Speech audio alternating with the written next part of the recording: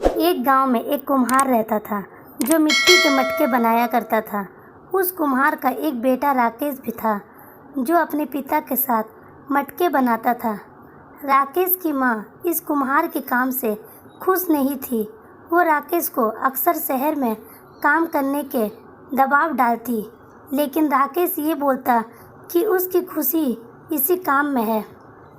राकेश की माँ चिंतित थी क्योंकि जल्द ही राकेश की शादी होने वाली थी और कुछ दिन बाद राकेश की शादी के लिए घर सजा दिया गया। गांव वालों की उपसाहित में शादी हो गई। रमा नाम की लड़की से विवाह संपन्न हुआ।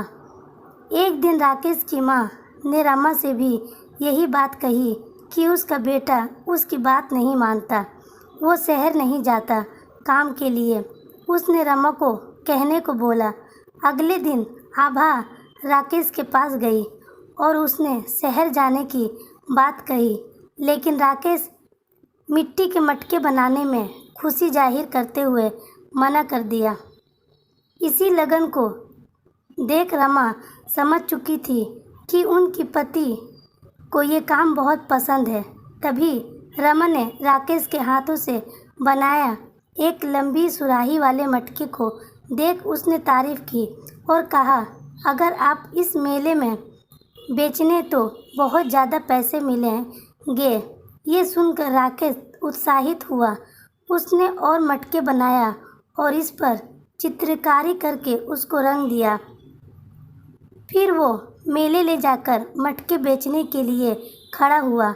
उसके सारे मटके शाम तक बिक चुके थे। उसने घर आकर अपने पिता को बहुत ज़्यादा पैसे दिए। उसी रात राकेश ने रमा से पूछा कि अगर हम मिट्टी के फ्रिज बनाएं, यानी मिट्टी की अलमारी जिसमें सब्जी रखी जा सके, जो बिना बिजली के चलती हो। रमा ने बोली, क्या आप ऐसी अलमारी बना सकते हैं? फिर हम और ज़्यादा पैसे कमा सकते हैं। अगले दिन राकेश ने 4 मिट्टी के अलमारी बनाए और मेले में ले जाकर बेचना शुरू किया। लोगों ने इस किस्म की अलमारी पहली बार देखी। उसकी सारी अलमारी बिक गई। एक रिपोर्टर ने उस अलमारी का फ़ोटो खींचकर न्यूज़ में छापा। अब राकेश को अलमारी के लिए ऑर्डर आने लगे। लोग उसके घर जाकर उसी अलमारी खरीदना चाहते थे। ये सब माँ को देख अपनी गलती का एहसास हुआ और अपनी बहू रमा को धन्यवाद दिया।